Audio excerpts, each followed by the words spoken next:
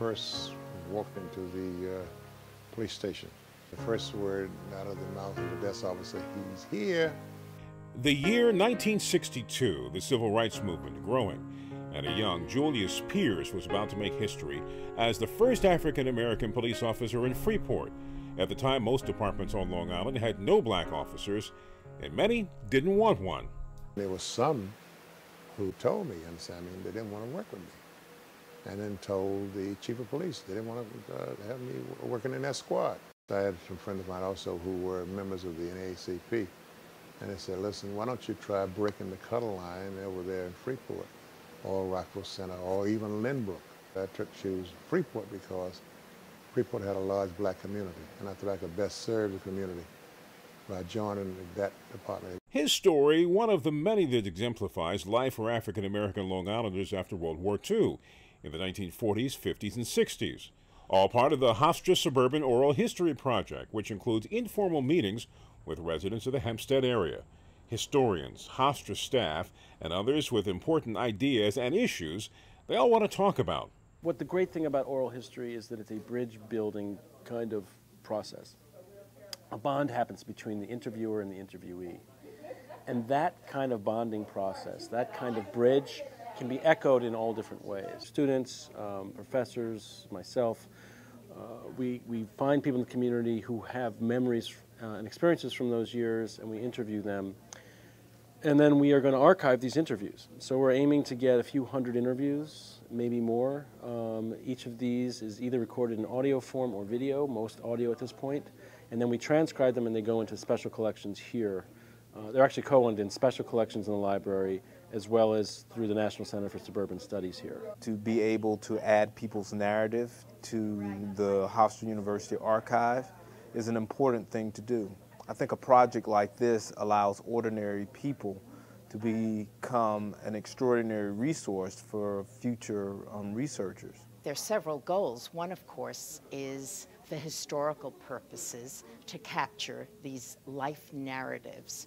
Secondly, is to give voice to the voiceless. Third is to empower the people that we speak with. We've discovered that in speaking with people and hearing their stories and having them tell their stories, there's a sense of pride, a sense of life review that I believe gives them a great deal of sense of satisfaction, of my life meant something. When you review it in this narrative approach, people are able to get that sense. And fourth, and from the university's perspective, probably most significant, is for educational purposes, to capture these stories so that this generation of students in future generations will have access through the Hofstra Library to hear these stories. Stories of people like Sedania Quadra, who grew up in Hempstead and went to Hofstra. Going through college and taking courses like anthropology and studying different cultures and just having your mind opened up to a lot of things, it kind of made me understand the culture in Hempstead. Deborah Willett's roots also run deep in this community. Her uncle was the first black chief of the Nassau County Police Department, and he was in that post during the 9/11 terror attacks. My family is one of the original African-American families on Long Island, North Shore, Oyster Bay, Willett. We've been here, we're in the 1790 census, and Long Island has always been our home base, and I have some relatives that live in Hempstead, or they did live in Hempstead. James, who was one of my professors, I wanted to jump on board immediately because there's a couple of things that I thought that I could offer to the whole project. Her experiences are important, as well as those who came before her, like Julius and other pioneers who found segregated life on Long Island at times challenging, not unlike his previous life in the South. In this area, people were taught that by being white, they was a little different, and they had certain privileges, just like there was in the South. In fact, this is the area where Freeport, Ku Klux Klan area, up until the early 1940s.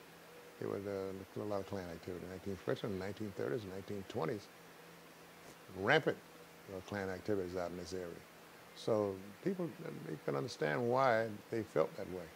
So you had to be very careful where you went, who you associated with. Here in Hempstead, you also have a long history of African American communities that probably isn't known that well, but is very important. Some of it started with actual women settling as domestics, and it was sort of a sister town to places like Garden City.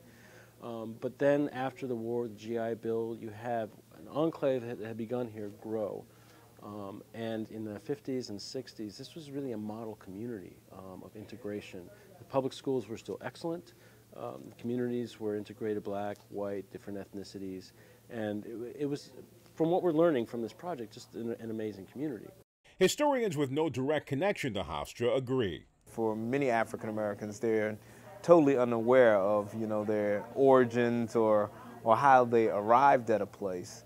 But to have evidence that you were there, it becomes extremely important. And I think that this is going to be something that's going to be a resource for future generations. We used to look at history top-down, from the people in charge, the kings, the queens, the popes, the princesses, the generals, and they had a story to tell, but so did the masses of people who've always existed, and therefore it's become very instructive and very informative to get down at ground level, or as we say in the field, to see history from the ground up and speak to ordinary people, common people who have stories that are often quite as remarkable and from certainly a different perspective than our traditional history. Which is how Professor James Levy got involved with the project. He was teaching a class doing similar research. They had 15 students, and the whole point of the class was to get students to learn about place and culture and how those two things link. What is a neighborhood? And we did that through oral history. So each student had to interview a different resident of this community, which we chose as Hempstead. Out of that, we had only 15 oral histories, but they were rich, they were interesting, the students were really excited, and from that core of students, we were able to then recruit them as interns. Sadanya was one of them. It made me understand our town and the importance of keeping a record of that, so that there is the complete picture out there, and not just you don't focus in on the negative or just totally on a positive, that you have a broad, range of ideas and thoughts and memories, that you can share with people. Our goal is to collect at least 200 oral histories, audio and video, to make an archive. But we also hope that in this project we're going to actually at least be a resource to support community building, community empowerment. The stories are going to reveal issues of importance to the community, that potentially other spin-off projects will happen, a documentary film, potentially a live performance. There's many different directions this can go, and we're really excited about those possibilities.